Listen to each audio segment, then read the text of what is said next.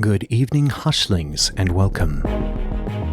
I present your Preceptors to the underbelly of the void, the whispers of conjecture, and the known of the unknown. Thus begins the conclave of the Hush Hush Society.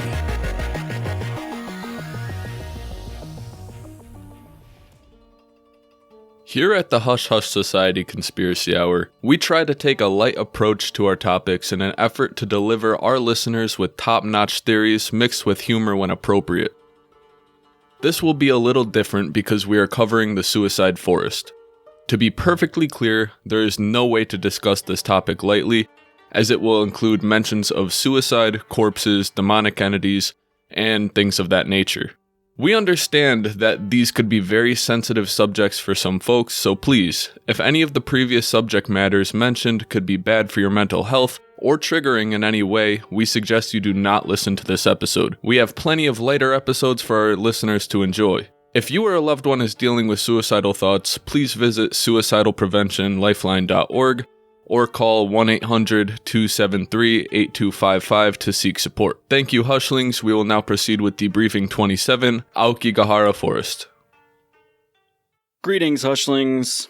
Welcome back to the Hush Hush Society Conspiracy Hour, where we journey into the world of conspiratorial mysteries and dark truths. I'm Declassified Dave. And I'm Mystery Mike, and we're joined by our travel partner, Slick Frank Sanders. How's it going, Hushlings? Slick Frank Sanders here. Mike, Dave, hello. Hello, friends. This week for Debriefing 27, we are exploring Aokigahara Forest. We take a trip to Japan at the flanks of Mount Fuji and travel deep into the woods and uncover the mystery of the Sea of Trees, or more commonly known as the Suicide Forest, as this forest has a reputation in Japanese mythology as the home for ghosts of the dead. But before we enter the forest, make sure to follow us on all social medias. You can find us on Facebook, Instagram, and Twitter. As well as the official website of the Hush Hush Society Conspiracy Hour, www.hushhushsociety.com, where you can find all of our news, blogs, and even drop a review. And purchase the drippiest of the drip Hush Hush apparel. First, a brief overview of the geography and landscape of the forest. At the base of Mount Fuji lies a dense, lush forest, and when it's seen from above, the trees swaying in the wind are similar to the likes of the sea, giving the Aokigahara Forest a second name, Jukai, or Sea of Trees. The forest floor is said to be primarily made up of volcanic rocks. This landscape was formed as a result of a massive eruption from Mount Fuji in the year 864. The ground below Fuji is uneven and absolutely riddled with caves and caverns, as well as moss-covered roots which have grown onto most of the dried lava that once flowed there. Have you guys seen pictures of this forest, like with the moss on all the roots and the rocks and stuff? It's pretty stunning, honestly. There are designated trails of the forest that lead to several forest attractions, like the Narasara Ice Cave, which is frozen all year round, as well as the Fugaku Wind Cave and the Lakeside Bat Cave. Those sound like three really cool places. Hell yeah. That I would want to go. The Wind Cave? That sounds dope. I like the idea of that frozen cave, too. Frozen year-round, like... Strange. I didn't go in a cave recently. I've been in some caves. But I went in a mine recently on a tour. That's interesting. It was very interesting. I'm claustrophobic, so it made it a lot more fun, as all of our Hushlings have known from my shit pipe story. My drainage pipe story. The volcanic soil of the Aokigahara has a very high iron content, which tends to interfere with GPS and cell phone signals frequently. This forest is unforgiving to say the least. It is very easy and common to get lost here. Daygoers and experienced hikers alike are strongly encouraged to stay on the trails. The forest is a very quiet place. The density of the foliage prevents wind from blowing throughout the area, and the lack of wildlife contributes to the silence as well. So is it just the canopy of the forest that can be seen from air that moves. Yeah, exactly. Yeah, it's very thick. I think Frank and I watched the same documentary. It was like a quick half-hour little Vice documentary. Yeah, Frank and I watched one that is on YouTube, and it follows this... He's almost like a forest ranger, but he's also there to watch out for people that are attempting suicide in the forest. I think I have seen that. Yeah, and maybe are kind of reaching out or having second thoughts about it, so he kind of goes out there and he monitors the situation. But as he's walking through the forest in the film, you don't hear anything. You don't hear birds. You don't hear cracking of wood, like if you were in a living, live forest. It's like atypical for a forest, yeah. Mm-hmm. It's very odd, and it's kind of unsettling throughout the entire documentary, and it kind of gives a very uneasy feel. There are some people who enter the forest with the intention of not coming out. Signs and messages are displayed abundantly at the forest entrances, reminding visitors that their life is precious and to think of their families. At the bottom of the signs is the phone number for a suicide hotline. Those signs are strewn about throughout the forest, especially when you get to like certain offshoots off the pathway. In a weird, morbid way, it's kind of become an attraction to foreigners and also people of Japan alike. You'll see like school field trips to the forest. Nature trip. Yeah, they're doing exactly that, nature walks. But the kids, they'll take selfies with the signs, and it's just very, very weird. It's almost become second nature to the Japanese. Japan's suicide rates are some of the highest that you'll see in the world. Aokigahara has gained notoriety as a popular spot to take your own life in the region to people around the world, giving the Aokigahara another nickname, the Suicide Forest. Some pretty heavy stuff. The Aokigahara forest has a dark past and present alike. In 1988, there were about 30 publicly reported suicides. The suicide rate gradually increases from this point. There were 78 suicide reports in 2002 and 105 in 2003. It is said that over 200 people attempted suicide in the forest in 2010. Wow, those are staggering numbers. And they jump so dramatically. In that documentary following the forest ranger, he had said over his time of patrolling the forest that he had come across, he said, at least 100 bodies. I mean, it's not just a peaceful place. One thing that I found intriguing about this forest is a lot of the idea of suicide and taking your life in that forest comes from some book that came out in the 60s. That book in particular, forgive me, I'm going to butcher the pronunciation of it. It's called Nami no To, which is translated to Tower of Waves. And like Mike said, it was a book written in the 60s. And this book was about a young woman who was in a scandalous love affair. She being the main character who decides to venture into the forest and take her own life. The book itself heavily romanticizes the idea of suicide, particularly in the Aokigahara forest, and it really puts it in your face that it would be a beautiful and peaceful place to end your life. Yeah, and I believe they found copies of the book throughout the forest whenever they would find a body, in certain cases, obviously. The book, like Frank says, romanticizes the thought of suicide, so in a lot of these cases you see the people that have found their way into the forest and they're found with copies of this book, and it just shows like how much of a hold it has on the Japanese people and how much it really speaks to those who are already in that state of mind. Yeah, I know what you're saying completely, and I'm not surprised at all that if somebody did have these suicidal intentions, that they might carry a copy of the book with them into the forest. The rate of suicides tend to peak in March, which is the end of the fiscal year in Japan, which correlates to a lot of the reason for suicide in Japan. When you get into the higher echelons of business, if you lose your company a significant amount of money, or if you have disgraced yourself as a person within the business, you just take your own life. That history has definitely been a thing for a very long time with the Japanese people. Seppuku, and sad to say, but for their country, suicide bombers at Pearl Harbor, They see suicide as a completely different thing than we do. It's very based on honor. And if you don't have that honor and if you have disgraced yourself, it's what they do. Their culture seems to go about suicide a little bit differently, like you're saying. But with seppuku and the kamikaze type strategy, I feel like that's a little bit different from what's going on here in particular. I don't know. I just can't help but feel like the more recent suicides, more so in the past century, they're just so much more frequent. It's not in the sake of war necessarily. It's more so because of societal struggles instead of disgracing your family. Like you said, disgracing yourself or letting yourself down. If you dare to traverse deep into the forest, it's likely that you will find many thick threads, colored ribbons, or ropes that are intertwined through the forest. I wonder why March. It's the end of the fiscal year. A lot of financial struggle. Oh, so it's the same as us, so it's just tax season. Yeah.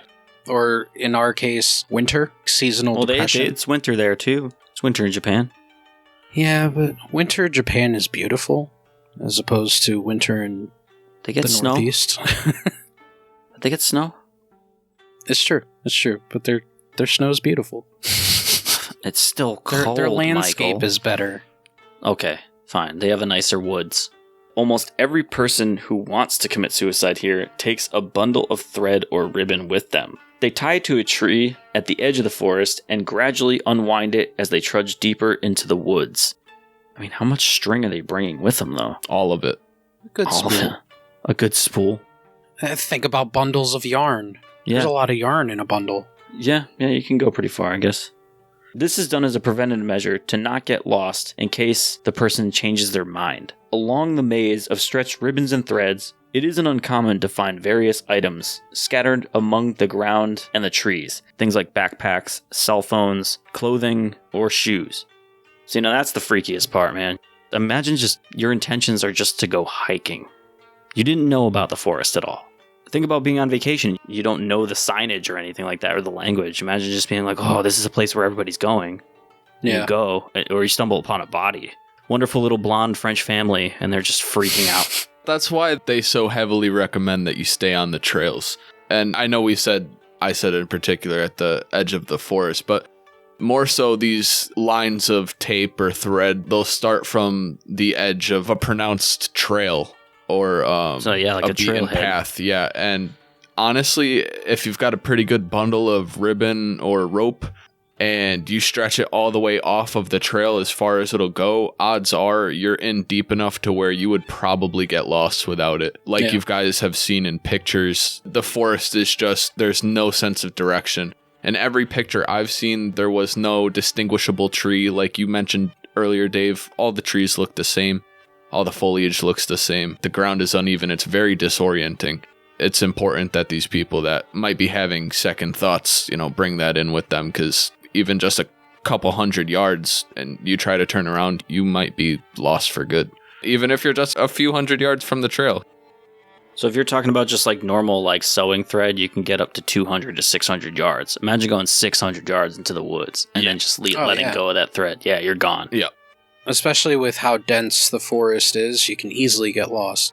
There's many different points throughout the paths that have a barrier, a chain up or some sort of gate, and on the sign it says, prohibited, don't go past this point, whatever it may be. And those are the points really where people veer off the path and go about their business. Like you said, Dave, it is very eerie to see the things that these people have left behind, because in a way, when you start to find these things throughout the forest and you're kind of following, even if there isn't a guideline, if you're just following the trail of somebody's life, and at the end of that trail, it is very possible that they've taken their life. It's a scary thought, like you said, to just be walking through the forest and come across someone's body. It's got to be tough, a gift and a curse, because here at the base of Mount Fuji, you have one of the most beautiful forests to walk in or hike in or picnic in with your family. but you go there knowing that you very well might find the breadcrumb trail of the last few hours of somebody's life that could potentially lead to a body. So it's like, that's got to be rough. Like, you really want to go to this beautiful place, but people might be held back in the fear that, they might run into a corpse. While hanging tends to be the most common method of suicide in the forest, there are many cases of drug overdoses and self-induced poisonings as well. Although every year abundances of bodies are discovered, not every victim will be found. It would be absolutely impossible. The vegetation is too thick and the forest is simply just too large. So in that documentary, they did come across a body that had been there for a long time. So this kind of ties in with them not being able to find everyone that goes into the forest to commit suicide, unfortunately. It's a really interesting documentary. If you can find it, it's on YouTube. It's about 20 minutes long, but it's very interesting. With the search in mind, it doesn't mean that efforts aren't made. Every year, there are annual searches held to look for new bodies. The search parties are comprised of law enforcement, forest workers, and volunteers. In the event that a body is found, forest workers are responsible for removing it. It is said that the bodies that are discovered are taken to a small building near the forest edge by, as Mike explained, the forest workers. The bodies are kept here until they are collected by the loved ones or properly identified. In many cases, the workers will stay overnight with the corpses. Dude, the job got worse. Yeah, so fun fact about that. Fun fact. I read that these forest workers, a lot of them will they won't only stay overnight in the building with the bodies, but some of them will sleep in the same room as these corpses overnight.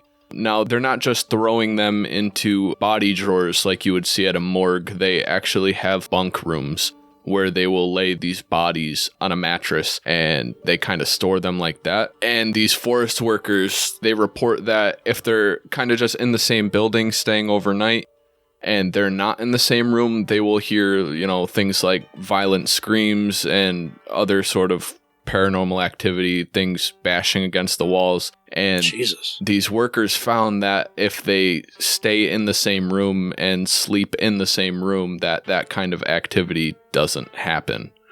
Kind of like restless souls or restless spirits. Yeah. There is a movie, and I know it's talking about pop culture here, but there's a horror movie, kind of goes into the forest, and obviously there's entities involved and ghosts and whatnot, and the story is very interesting. But it's called The Forest, and just like Frank described, there is a part where somebody goes to identify a body, and they are brought into this weird bunk room, and somebody is right there. And she explains, yes, that they stay with them until the body is identified or until they can go home or be properly buried. It brings up the Japanese culture of respect and honor, and even a person who has taken their own life is treated with respect and treated the way that a human should be. That's it. No, yeah, that's a good point. They're not just doing it for nonsense sake. There's a purpose. Now, how many people exactly have come to take their own lives in the Aokigahara forest is unknown. Not only are there certainly bodies that go undiscovered, as we've mentioned, but local authorities have intentionally hidden the precise amount of suicide victims from journalists and the public alike. It's believed that this was done in order to not, quote-unquote, advertise the forest in the name of suicide.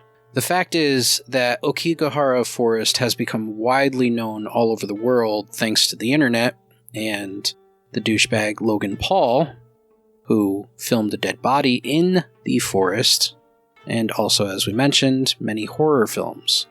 The flow of tourists has increased in the area of Mount Fuji in recent years, as has the suicide rate. I never really liked the Paul brothers, but after hearing about that stunt, I believe it happened a few years ago now. After hearing about that stunt, I'm not all for cancel culture, but if you really wanted to cancel somebody, he should have been canceled a long time ago, especially when that happened. I'm not aware of that. They found a body and filmed it and put it online? Yeah, Logan Paul went to the suicide forest and he actually found a body and he filmed it. And put it on his fucking YouTube channel. Kind of as like a lull. It wasn't a serious video. It wasn't a suicide prevention video. It was like hey, let's go see if we can find a dead body. And they did. And they went about it very disrespectfully. Yeah, like I said, I'm not for cancel culture in any way, but that dude should have lost everything at that point. Shame on you, YouTube. Yeah. Yeah. Yeah, for real. So we're wondering why or what draws so many people to this forest. It can't just be the serenity of it. There's got to be something else. Are there that many people that have the same common thought that like this is the place? Or is something drawing them there? There's many stories and tales of ghosts of suicide victims that reside in the Aokigahara and restless souls that are doomed to roam the forest for eternity for their wrongdoing. Sounds like woods I would not want to imagine hiking there at night. No. That's another part of it, is that they have to empty the forest out by the time the sun goes down. So these forest rangers and these forest workers, they go out and pretty much guide people out of the park when dusk starts to come in. Yeah, I wonder if that's just for the sole purpose of preventing people from getting lost and preventing more suicides, or because they know that there might be more to the forest, particularly at night. Well, individuals who survived attempts of suicide speak of a demonic force that called them there. See, I knew it. Something else. Some say they felt compelled, while others claim they felt dragged into the woods. Not physically, but mentally. These spirits that Dave is referring to are known as Yurei. They are very vengeful, angry spirits that are created when one dies from a sudden or violent death with a feeling of disdain. Yurei are filled with anger, and if they wish, it's said that they can unleash it on a living person. This affects the living in a way of imposing thoughts of suicide that weren't there before. That is incredibly terrifying, really. Yeah, that's creepy. Especially if you're just going out to explore the forest, not going there with that thought in mind, but just going to walk the forest, and then all of a sudden you get into the confines of those trees and everything kind of looking the same, and that quietness, the stillness that's in the forest, and then all of a sudden you have this weird thought, this thought you would never have had before, to just go, and maybe it's easier just to end your life there. Can you imagine just going out there and enjoying a bento box, and then all of a sudden you get shitty thoughts? You're having a wonderful meal. It's beautiful. Yeah. And all of a sudden it's like something you never heard before. That would freak me the fuck out. I'd be like, well, I'm going to leave my lunch here, and I'm going to leave. Time to go. Time to go. In many other places, not just talking about this forest, but there's many other places where if suicides have happened or violent deaths have happened, it creates this sort of very evil, dark feeling. We don't know if it's something psychological where you're like, okay, somebody died here in a painful or sad way, and you just attribute that to that feeling that you get, that feeling in the pit of your stomach of something is wrong here. But there's definitely something about this place that is drawing people there and giving them that feeling, and they're taking action on it. This place, I think, kind of embodies that sadness and is a little different than those other, quote, haunted places or bad places. Well, are there any other places that have this concentration of the same way of death in such a small area? Suicide? There is. There is. Yeah, it would be the Golden Gate Bridge, but well, yes, I've never heard of this sort of paranormal activity, for lack of better words, at the Golden Gate Bridge. Has anybody ever been to Gettysburg? I was gonna say that exactly. Maybe Gettysburg or like other very violent and bloody, historical battle sites, maybe. But no, I haven't been. You're supposed to get some eerie feeling there, you would imagine, if that many people died in one spot. Yeah, that's what I've heard as well.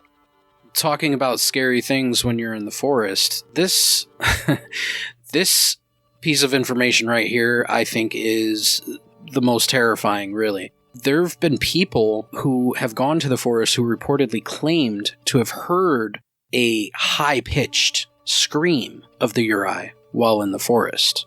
So almost like a banshee scream coming from the forest. That's nuts.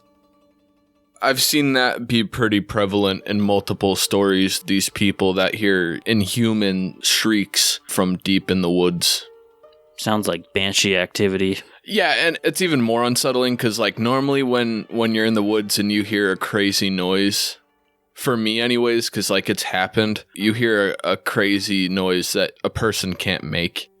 And normally you can justify it with, oh, well, it's probably an animal. It could have been a bobcat or like a weird bird or something. But like here, you can't really do that because while there is wildlife, it's very, very subtle. It's not prevalent whatsoever.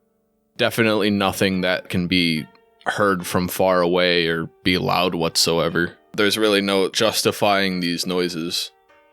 As a side note, if you are not familiar with Japanese lore, especially when it comes to Japanese demons or Japanese entities, they are some of the scariest lore that I've read about in pretty much any country. I think they definitely take the cake when it comes to terrifying stories. If you know anything about the history of Japan or any of that lore, this forest definitely adds to that. Just to elaborate on what you were saying, Mike, with the mythological lure, the Suicide Forest is allegedly home to a mythological Japanese bird demon called the Tengu. There's definitely a lot of that lore surrounding the Mount Fuji itself as well as the basin forest that surrounds it. Sounds like we got a cryptid on our hands.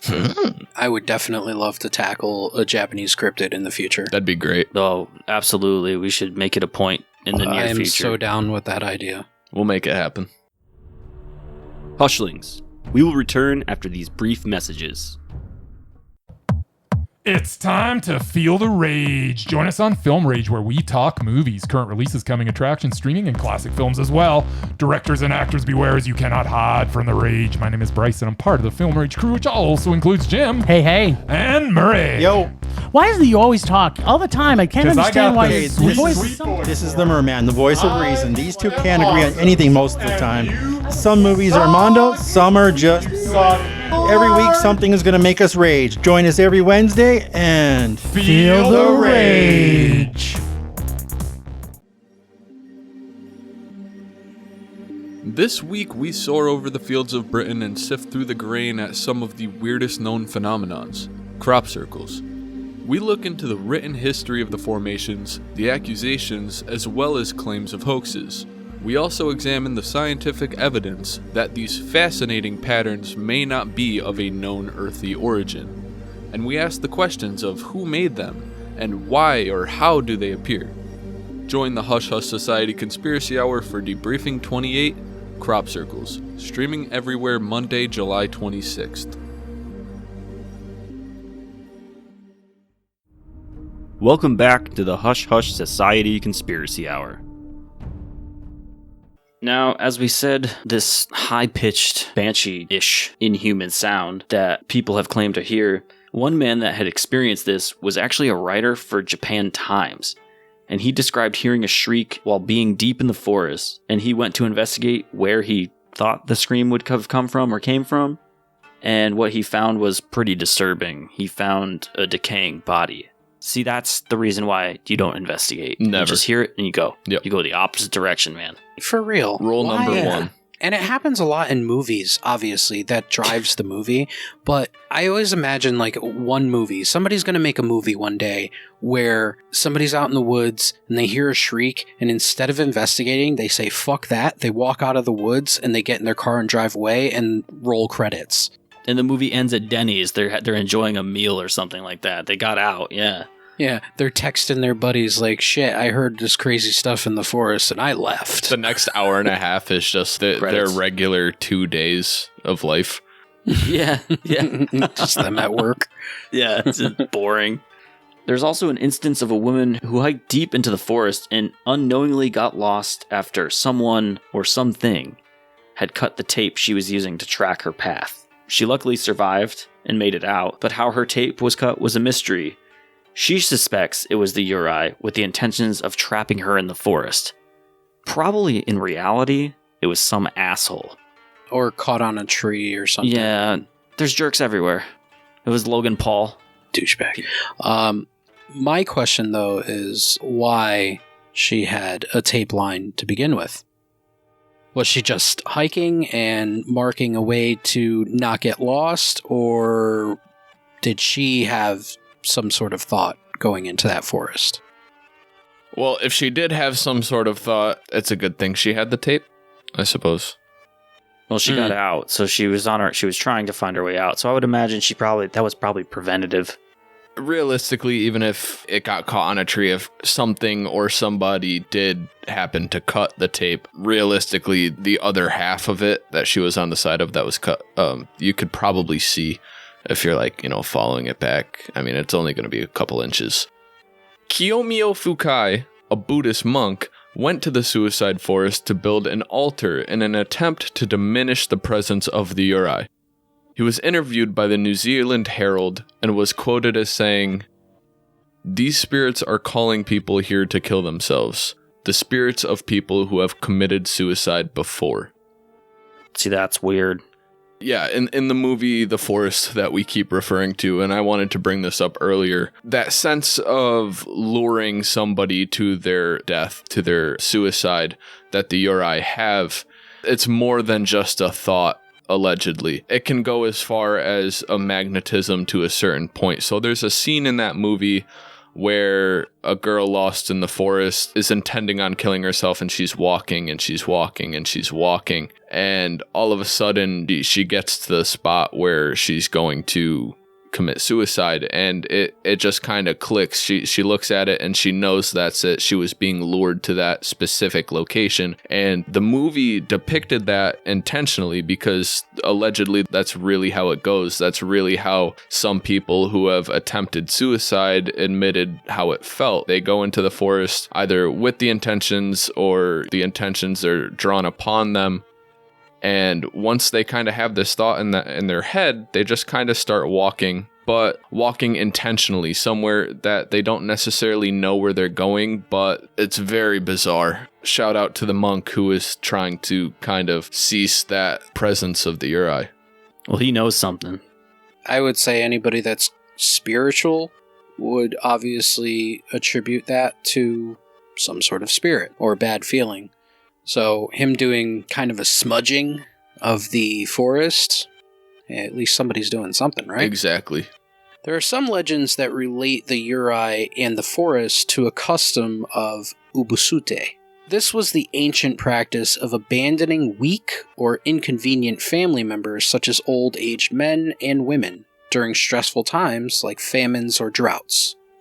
So, dropping your family off into the woods, the weakest ones, and just leaving them there to die. Peacing. That's savage. The Aokigahara was a frequent location for this practice, and some believe that these people were incarnated into Yurei due to their long and painful deaths of starvation, dehydration, and exposure to the cold, especially when you're dropped off by your family. With no shoes. Exactly. No shoes, no food, no water. Like, I could see how that could create a pretty vengeful spirit. But are there just caravans of people dropping their families off? Probably. I wonder, because if you think about feudal Japan or Japan in the past, it boils down to villages. And it's kind of that way today. But if you look at villages, did villagers and people of that land, did they look at it and point out the older people in the village and do it in like a mass exodus?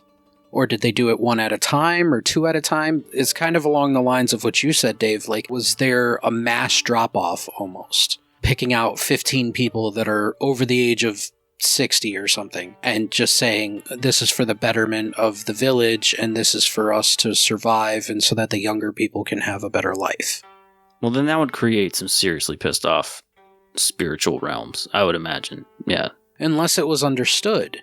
There's also that whole, like we've been talking about, the whole honor thing and honoring your family and even going to the great lengths of killing yourself to make sure that your family wasn't dishonored. But what if you can't control the fact of your spirit being vengeful because you suffered in death? That is a big part of it. Because the conscious mind is gone. And honor would be part of the conscious mind. There is the thought, it's just like a ghost that turns into a poltergeist is a mixture of time time that ghost has been there, and anger.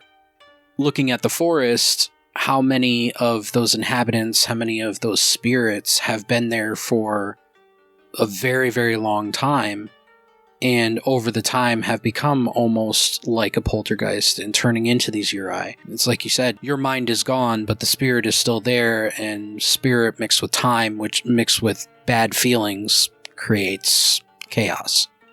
Esotericists, psychics, and other mediums believe that everything in this place is saturated with evil energy. It permeates everything around, the trees, the grass, even the flowers. With that in mind, you cannot bring anything from here to your home.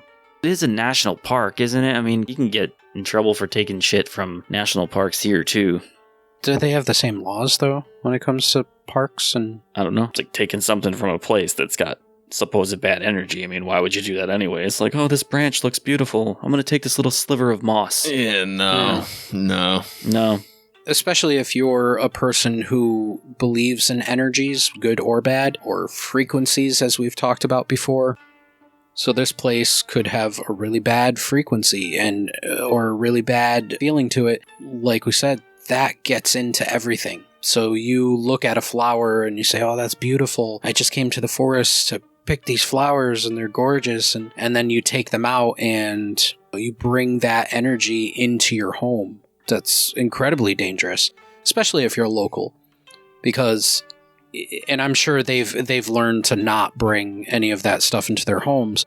But if you go and you bring a flower, that's the example, into your home, and you all of a sudden start feeling like garbage, and you feel down and you're sad, and then you visit the forest randomly again, it's just, I don't know. That's scary. Scary thought. Imagine finding psilocybin mushrooms in this forest and then bringing them home with you and eating them. And then you just walk right back.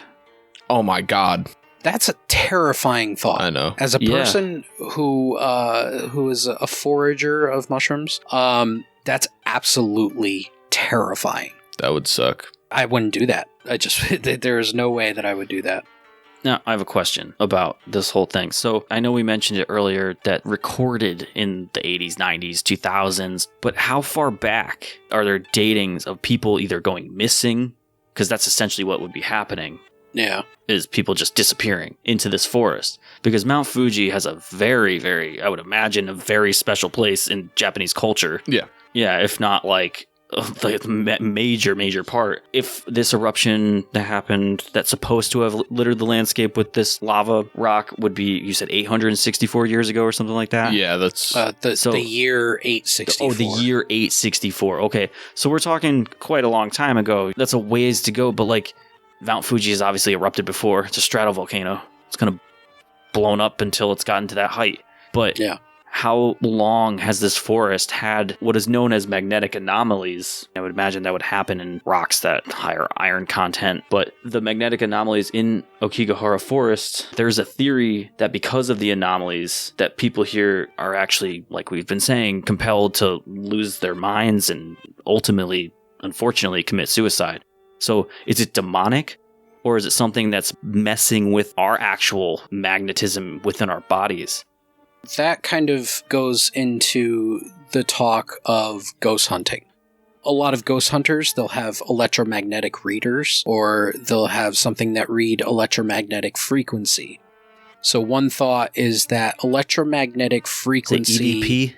Yeah, like too much of electromagnetic fields can make you feel uneasy and can make you feel almost sick or down or dark, or they affect your psyche in a certain way, which is why when you watch those ghost hunting shows or you see taps or anything like that, they have those EVP readers so that they can see, okay, is everybody feeling down and feeling a bad feeling about this place because of those raised electromagnetic levels?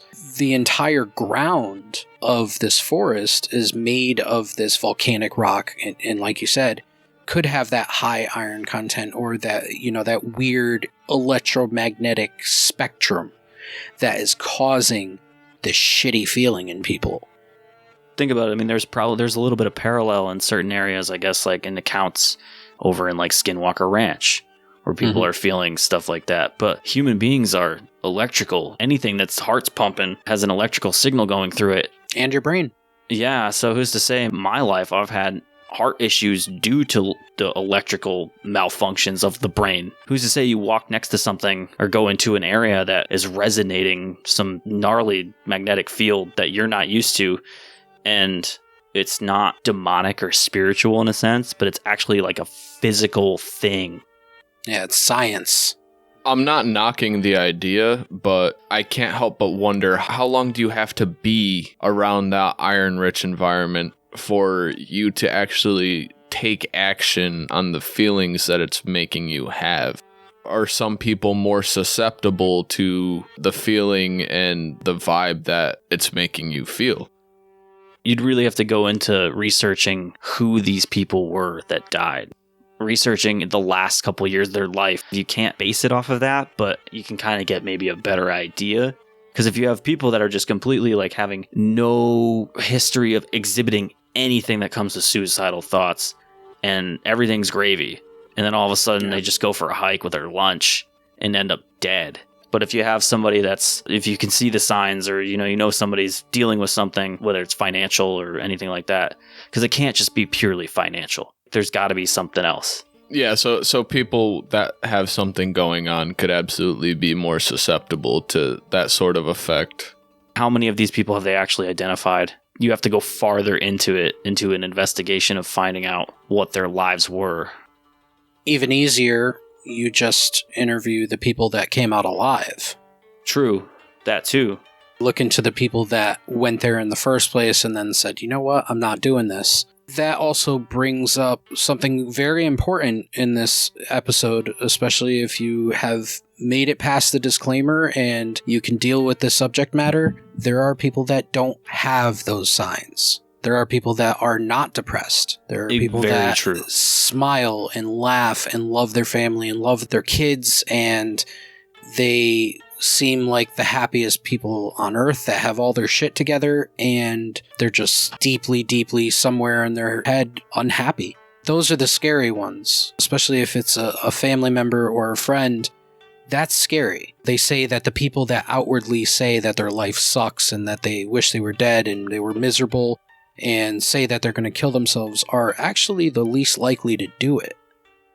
Mostly because in most suicides, people don't have a predetermined plan or date of when they're going to commit suicide. They just do it. It's scary, but it also points to a lot of the things that happen in this forest. These people probably didn't plan to kill themselves. Or they had the thought in their head, they went out into the forest, they left a little tape behind them, or in some cases just let their belongings just stay in the forest and went on, and it's a terrifying thought. Well, that's such a high concentration of people have the same manner of death in one area. That's the part that's very puzzling. Also, when you look at the electromagnetism of the area, all that ground, everything for probably a couple miles around the mountain, that's all volcanic land. So maybe it's not, like Frank said, anything to do with the time that those people were exposed to the land, but the fact that they are so engulfed in it being in that forest. It's in the ground. It's in the ground that they're walking on. And it's around them in high concentrations. If you're going into a haunted house, a house or a building that has some sort of concentration of these electromagnetic vibes, and you've had ghost activity, it's not purely saturated with that. There's certain parts of the house and there's certain areas of the house that carry those feelings, but the entire house and the entire ground that the house sits on and the entire surrounding area is not soaked with that electromagnetism. Mm-hmm. It's a different thing. I think it's more concentration than it is length of time. Or it's something scary as fuck. There's something natural like that, scary as shit too, but something otherworldly would be really terrible. Well, interesting enough, a group of researchers studied magnetic anomalies in different places in different countries. And they came to the conclusion that in those places where there are these magnetic anomalies, there's abnormally high suicide rates amongst the people in the areas. So I definitely think there's something to that.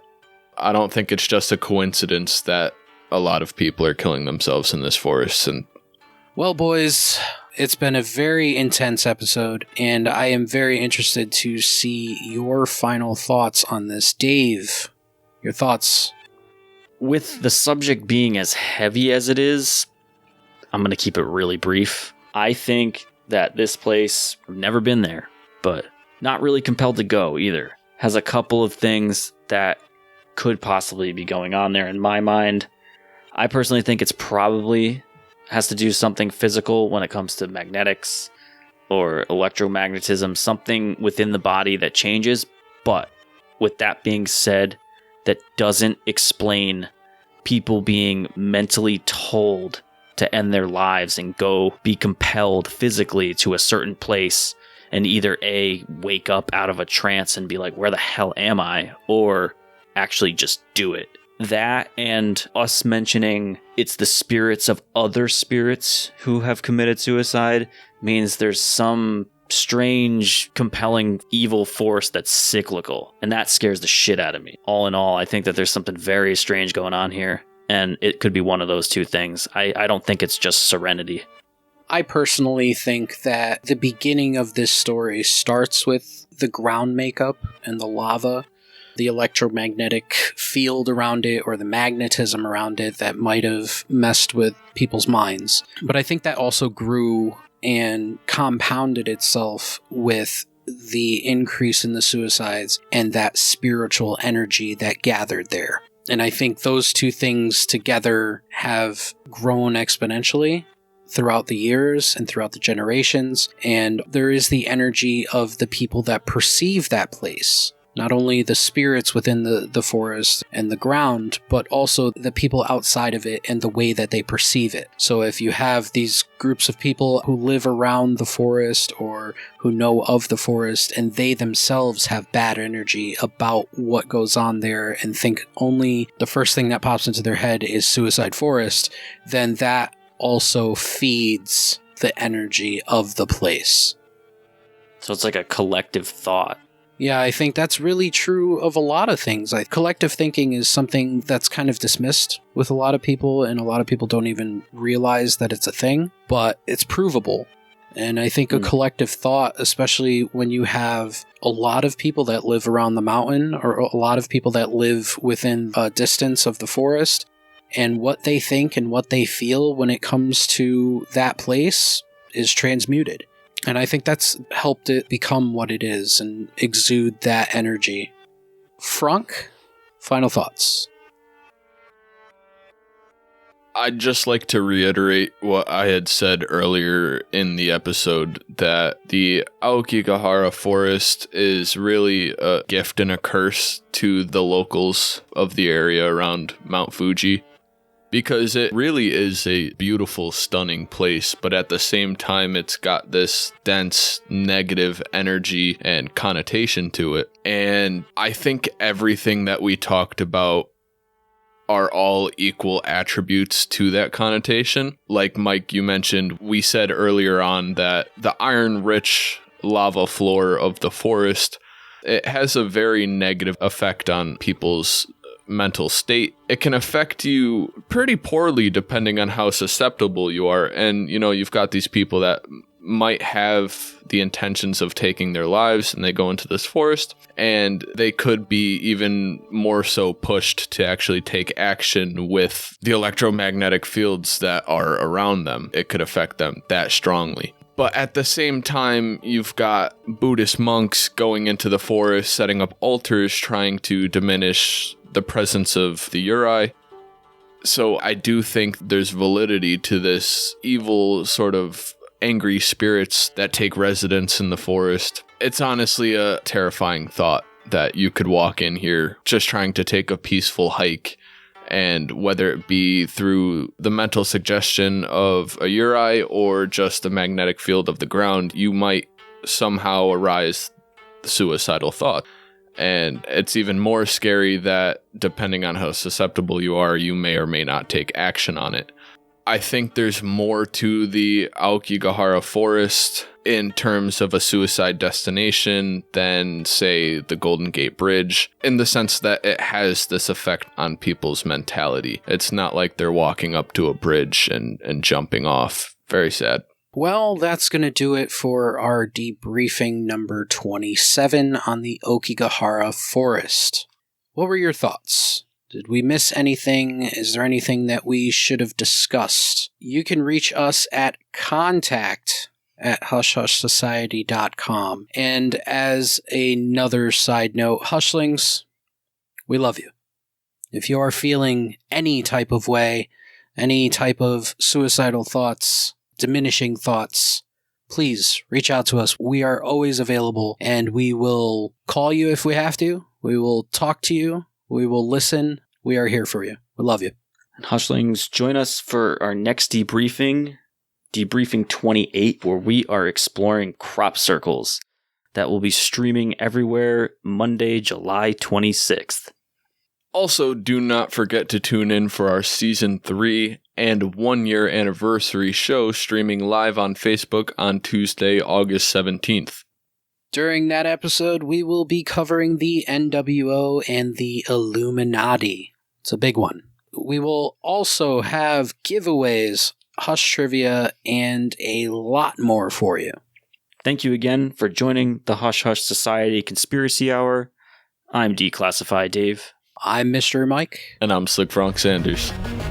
Until our next debriefing, remember, the best kept secrets are hidden in plain sight.